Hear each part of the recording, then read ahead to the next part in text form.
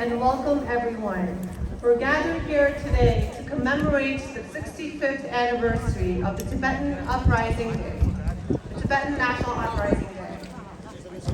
This protest is organized here in Toronto by the 5 different organizations: Canadian Tibetan Association of Ontario, Tibetan Women Association of Ontario, Regional Tibetan Youth Congress, Students for a Free Tibet Toronto, and Huram Chushukandu. My name is Yamil Zoma, and I'll be your MC today. I was walking at different times, at different places all over the world. And one of the places that I walked through for at least 2 or 3 weeks was a place called Tibet, and I had no idea what Tibet was. And what I saw, thank you. What I saw disturbed me to a degree that I became a vocal, international, national spokesperson to tell the world what China had done to Tibet. I walked through Tibet for, 3 weeks maybe? And it made me, hopefully, a lifelong supporter of the cause to free Tibet. And the cause to free Tibet is not lost. It's still what our aim should be. It's still what the world should be supporting the Tibetans, not only in Tibet, but around the world, that are saying it's time for China to get the hell out of Tibet. Yeah. It's a long time, but it's better late than never. So we should continue to let the world and stand in front of places like this and others all around the world and just say, get the hell out of Tibet. Get the hell out of Tibet. Get the hell out of Tibet. Ladies and gentlemen, most of you know that I have had a passion, a love, and a great deal of respect for Tibet, the Tibetan cause, and that I am very, very close to many people, most of the leaders that I have met. The one reason I'm here is to reassure you, and again. My name is Wen Ying. I'm the co-chair of the Toronto Association for Democracy in China. I'm here in solidarity with all the Tibetan people. On March 10th, 1959, Tibet lost its freedom. Tibetan people, you lost your country. And over 85,000 Tibetans were killed because they stood up and resist the tyranny, the forced occupation of the People's Republic of China. As the previous speaker has spoken, we are here in solidarity. We are here in saying, shame on China! Shame on China! Shame on China! Shame on China! Free Tibet! Free Tibet! I also want to just do a shout out to all the Tibetan women. Last Friday, March the 8th, was the International Women's Day.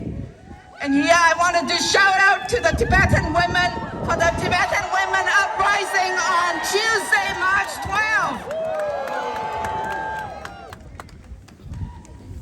I'm here with 3 messages. One is to the Chinese government, to the Chinese Communist Party, to the People's Republic of China, that they cannot get away with it. The world is watching. The world is watching. This genocide cannot continue. They are going to pay for the price of all these tragedies. The world is watching. The second, we take courage as a human rights activist from all the resistance, all the marches and protests that you have done for the last 65 years, and I'm sure you will continue until we all win. The second message is to our Canadian government. As Canadians, we want our government to have the political courage, the political leadership to say no to China. Say no to China. Stop the foreign influences, stop the infiltrations, and stop the threatening, the blackmail, the monitoring, the surveillance that's going on our Canadian soil. Our government needs to have more backbones. They need to stand up for all of us. What happened in Tibet has taken place in Hong Kong, and it's gonna be, Taiwan will be next. After the Taiwanese elections in just last month in January, Xi Jinping has instructed their military generals that be prepared for war. It's not whether it's gonna happen, it's a matter of time, it's a matter of when. In Hong Kong, after the 2019 movement, the NSL, the National Security Law, Beijing controlled Hong Kong government, still think it's not enough. They are rushing to pass the Article 23 of the Basic Law, which is a mini constitution of Hong Kong. They're rushing to pass it in April, before the next June 4th anniversary. What they will be doing is stepping up to silence all dissent, either in Hong Kong and China, and globally as well. So we are saying, this is really such a dictatorial actions. What they will be doing is people who are arrested for speaking out, pro-democracy activists, would be detained for 16 days and denied of lawyers, access to lawyers. And whatever they say, it's very subjective. They can brand anyone as a political activist, as having relationship with foreign agents and so on and so forth. So we are saying our Canadian government, our politicians need to step up. Just because you want to get elected doesn't mean you have to kowtow to the Chinese government. The third message is to all of us here as human rights activists for universal value of freedom, dignity, human rights, and democracy. Much as we might have difference in language, cultures, and religion, we share the same goals. We are in the same fight, right? Right. So I want to invite all of you.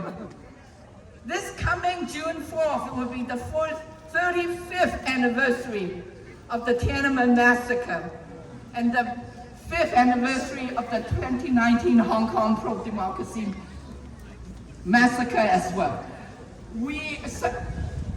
The TADC, along with the Federation for Democratic China and Assembly of Citizens, are going to be organizing a series of events on June 1st, which is a Saturday. We are inviting all of you to come to our candlelight vigil and concert for democracy. It will be at Mount Lasman Square at 7, and we'll send out more promo, but please be there in solidarity as well. It's same fight. We are fighting against the same enemy, same tyranny. Let's join the hand and do it together. When we fight together, we win.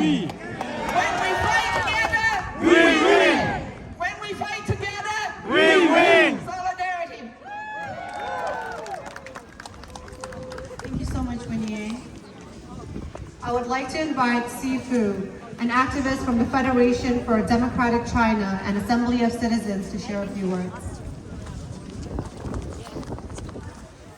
I want to start by sharing a phone call I had 2 days ago with a friend of mine who has been in the States more than a decade. He's calling me and telling me that I'm going back to China. And I'm asking, why? Don't you know what's happening in China? And she's like, shush. This is the reality we're facing. Majority of Chinese people are still living in fear under the red terror of CCP. They don't know history. They don't know what happened in Tibet. They don't know what Tibetans are suffering. They don't know that 65 years ago, Tibetans fought fearlessly against the regime. They don't know 59 years ago, 55 years ago, even at the height of the Cultural Revolution, Tibetans still fought fearlessly against the regime. They don't know the history. They don't know in 1959, there are over 2,700 monasteries in Tibet. But by the year 1976, the murderer Mao died. Only eight monasteries left. If this is not genocide, what is genocide? And it is our responsibility to educate these Chinese people, make them aware of their history, let them know, and ask them to join us. Because if they know, it's no longer acceptable to stay silent. Because stay silent means that you're being complicit. And they should know that it's only standing together with the Tibetans, with the Uyghurs, with the Hong Kongers, we stand a chance for freedom for Tibetans, for freedom for the Manchuria, for freedom in Hong Kong and in East Turkestan. So free Tibet, China out! Free Tibet, China out! Stop genocide in Tibet! Stop genocide in Tibet! Stop residential school in Tibet! Stop residential school in Tibet! Tibet belongs to Tibetans! Tibet belongs to Tibetans! Long live Dalai Lama! Long live Dalai Lama! Thank you.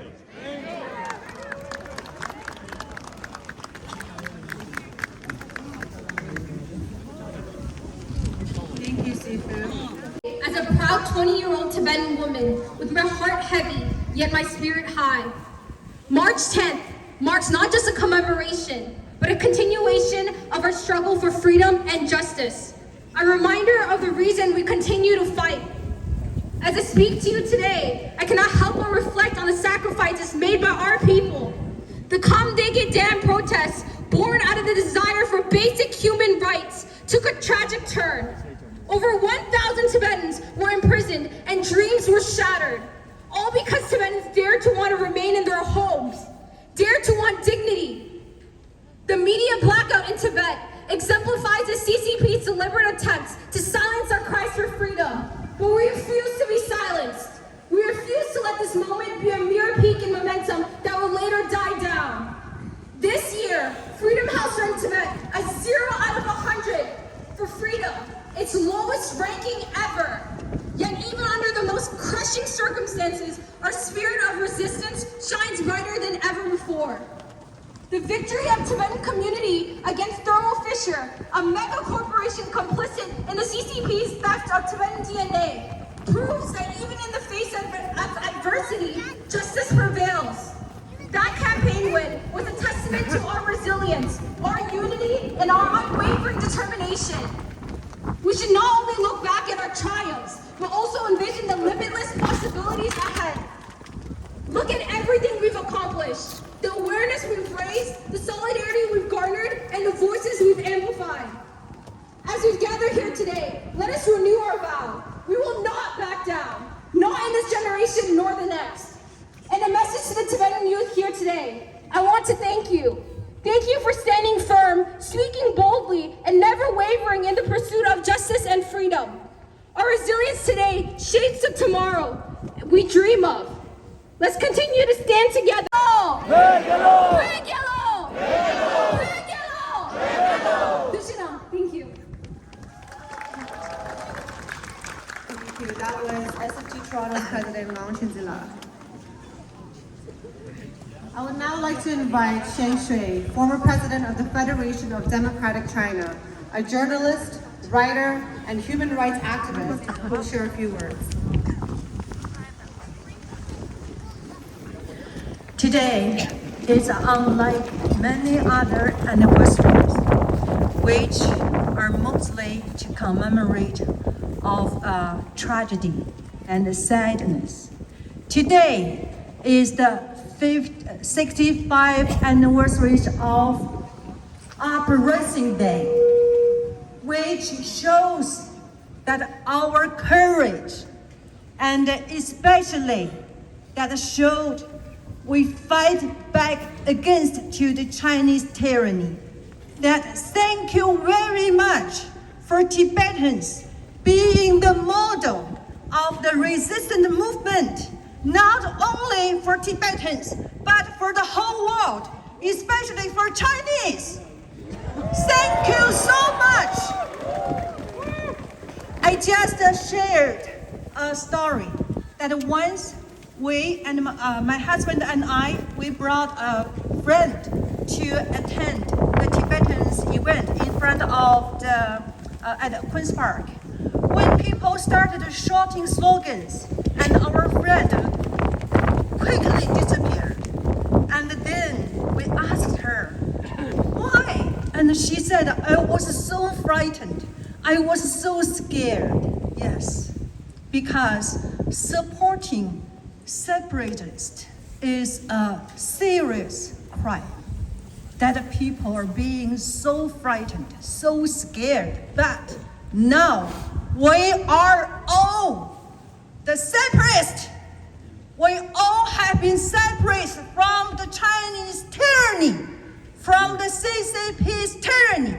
And we are here not only supporting Tibetans, but we want the Chinese communists to know we are all the separatists from the Chinese tyranny.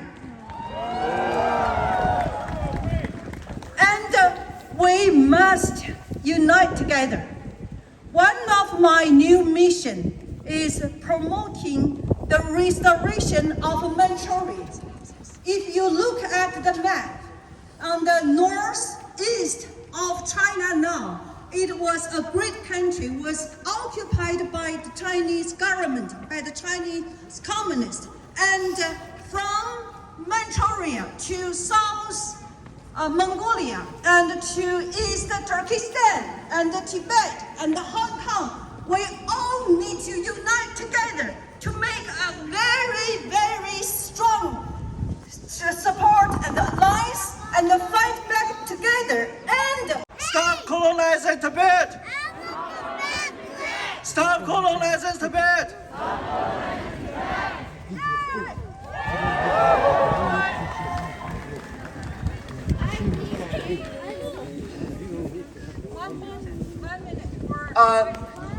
As the representative of the Mandarin-speaking community, I want to say it is my greatest honor to fight with Tibetans side by side. We will support you as we always do. Our alliance will last and keep going. We will take no compromise until the thorough liberation of Tibet.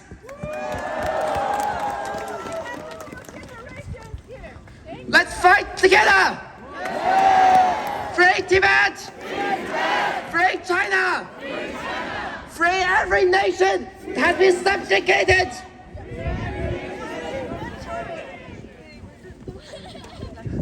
Free Tibet! Free Manchuria! Free Turkestan! Free Hong Kong!